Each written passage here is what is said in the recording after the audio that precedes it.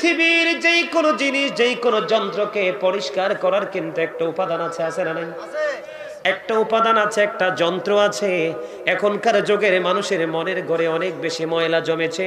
এই ময়লা জমার অন্যতম কারণ হলো মানুষগুলো আল্লাহর জিকির থেকে অনেক অনেক দূরে চলে গেছে।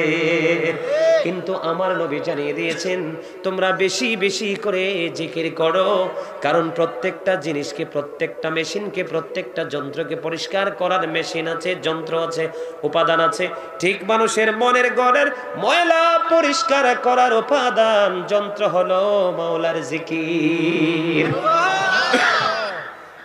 জোরে জোরে বলেন না সুবহানাল্লাহ। বন্ধুরে আমার, আল্লাহর জিকির করতে যখন করতে করতে করতে করতে আল্লাহওয়ালা হয়ে যাবেন, আল্লাহর রহমত আপনার উপর বর্ষিত হবে, আপনার জীবনের গুনাহগুলি মাফ হয়ে যাবে, আপনার চারপাশ বন্ধু বরকতময় হয়ে যাবে, এবং আপনার আমার চিরশত্রু শয়তান আপনার আমার থেকে অনেক অনেক দূরে চলে যাবে। জোরে জোরে সুবহানাল্লাহ। আরেকটু মহব্বতে পড়ুন না সুবহানাল্লাহ। বলতে পারেন না লবণ না দিলে খাবার খাইতে পারবেন? কেন? স্বাদ লাগবে না। Thank you very much. লবণ ছাড়া যেমনি খাবার মজা হয় না, ঠিক আল্লাহ আল্লাহ রাসূলের প্রেমিক হতে না পারলেও কিন্তু আল্লাহর গোলামি মজা লাগবে না। আপনি আমি ইবাদত করার আগে প্রেম করতে হবে। কি করতে হবে? প্রেমটা কেমন করতে হবে? আগে করতে হবে মদিনাওয়ালার সাথে। কার সাথে? বন্ধুরে আমার, হযরত আনাস রাদিয়াল্লাহু তাআলা আনহু থেকে হাদিস খানা বর্ণিত, আমার নবী, আপনার নবী সরকারে মদিনা, আল্লাহর প্রিয় হাবিবুল্লাহকে এক ব্যক্তি এসে প্রশ্ন করলো, ইয়া রাসূলুল্লাহ, ইয়া হাবিবাল্লাহ, নবী গো, ও প্রাণের নবী, আমি কিয়ামত কখন হবে গো নবী? নবীকে যখন প্রশ্ন করলেন কিয়ামত কখন হবে, কোন দিনে হবে, আমার নবী পাল্টা তাকে প্রশ্ন করলেন, তুমি কিয়ামতের দিনের জন্য কি প্রস্তুতি নিয়েছো? কি প্রস্তুতি নিয়েছো? প্রশ্ন করতে দেরি রে ও বন্ধু, জনক ব্যক্তি উত্তর দিয়ে দিল, ইয়া রাসূলুল্লাহ, আমি কোন নামাজ রোজা ইবাদত বন্দেগী জমা করতে পারিনি, আমি আল্লাহ এবং আল্লাহর হাবিবকে ভালোবাসি। এখন তিনি যখন বললেন, নবী গো, আমি আল্লাহ এবং আল্লাহর হাবিবকে ভালোবাসি, এই কি হয়েছে? আমি আল্লাহ এবং আল্লাহর হাবিবকে ভালোবাসি বলতে দেরি রে আমার নবী সঙ্গে সঙ্গে জানিয়ে দিলেন, তুমি যাকে ভালোবাসো তার সাথে তুমি থাকবা। জোরে জোরে বলেন না সুবহানাল্লাহ। এই জন্য বলি বন্ধু, যখন দুরূদ কোন হুজুর, কোন আলেম, কোন বক্তা, কোন ইমাম সাহেব পড়বে রে, বেশি বেশি করে নবীর প্রেমের দরুদ পড়বেন। আজকে রাত্র হলো জুমার রাত। কিসের রাত? আজকের রাত হলো জুমার দিন, অলরেডি শুরু হয়ে গেছে। আমরা দিন থেকে গণনা করি, কিন্তু বন্ধু ধর্মীয় দৃষ্টিকোণ থেকে ওই যে বন্ধু আজকের মাগরিবের নামাজ সূর্য অস্ত যাওয়ার সঙ্গে সঙ্গে শুক্রবার শুরু হয়ে গেছে। ও বন্ধু, কেউ যদি মদিনাওয়ালার সাথে প্রেমের ডুরি লাগাইয়া জুমার দিনে যদি মাত্র 80 বার দুরূদ পড়তে পারে রে, তার 80 বছরের সগীরা গুনাহ আমার আল্লাহ মাফ করে দেয়। এখনকার মানুষ 80 বছর বাঁচেনি, হায়াত ছোট হয়ে গেছে, মানুষের জীবন সংকীর্ণ হয়ে গেছে, মানুষের জীবন থেকে হাসি দূরে চলে যাচ্ছে। আগের যুগের মানুষের হায়াতের তুলনায় এখনকার মানুষের হায়াতটা সময়টা একেবারে ছোট্ট হয়ে যাচ্ছে। কারণ আগের যুগের মানুষের মধ্যে নম্রতা ছিল, ভদ্রতা ছিল, সভ্যতা ছিল, আল্লাহ আল্লাহ নবীর সাথে গভীর প্রেম ছিল।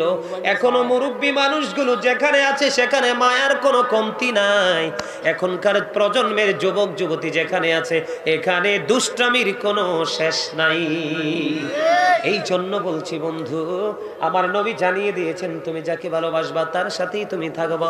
আজকের জুমার দিন মদিনাওয়ালার সাথে 80 বার যদি প্রেমের ডুরি লাগায়া দুরূদ পড়তে পারো, 80 বছরের সগীরা গুনাহ আমার আল্লাহ মাফ করে দিবে। জোরে জোরে বলেন না সুবহানাল্লাহ। বন্ধু, কেমন করে বুঝাইলে তোমরা বুঝবা গো? ও বন্ধু, হৃদয়ে জানালা খুলে শোনো।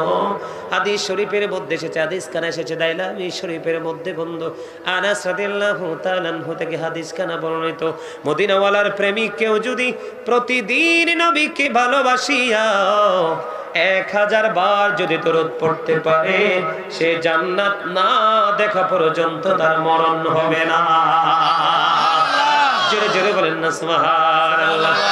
আরেকটু মহব্বতে বলুন না সুবহানাল্লাহ। আল্লাহুম্মা সাল্লি আলা সাইয়্যিদিনা মুহাম্মাদ নাবিয়ানা শাফিয়ানা মাওলানা মুহাম্মাদ। আল্লাহুম্মা সাল্লি আলা সাইয়্যিদিনা মুহাম্মাদ নাবিয়ানা শাফিয়ানা মাওলানা মুহাম্মাদ। আল্লাহুম্মা সাল্লি আলা সাইয়্যিদিনা মুহাম্মাদ নাবিয়ানা শাফিয়ানা মাওলানা। জোরে জোরে বলেন আলহামদুলিল্লাহ। দুরূদ পড়তে কি ভালো লাগে না খারাপ লাগে? দুরূদ শরীফ পড়ে যারা আশিকে রাসূল বলেন মিলাদ শরীফ পড়ে যারা আশিকে রাসূল বলেন দুরূদ শরীফ পড়ে যারা আশিকে রাসূল মিলাদে পড়ছে রব তাআলা ঈমানদারির দল সে কাজ করছে নিরালা রহমতে পাবে ক্ষমা পাবে রহমতে পাবে ক্ষমা পাবে বলেছে রাসূল দুরূদ শরীফ পড়ে যারা আশিকে রাসূল বলেন মিলাদ শরীফ পড়ে যারা আশিকে রাসূল মিলাদে নবীদের সুন্নাত ভক্তি ভরে পালন করে সুন্নি জামাত সেই জামাতের নাম রেখেছে সেই জামাতের নাম রেখেছে রাসূলে মাকিবুল দুরূদ শরীফ পড়ে যারা আশিকে রাসূল বলেন মিলাদ শরীফ পড়ে যারা আশিকে রাসূল। জোরে জোরে বলেন মারহাবা। দুরূদের জিকিরের দরকার আছে না নাই? আরো জোরে বলেন।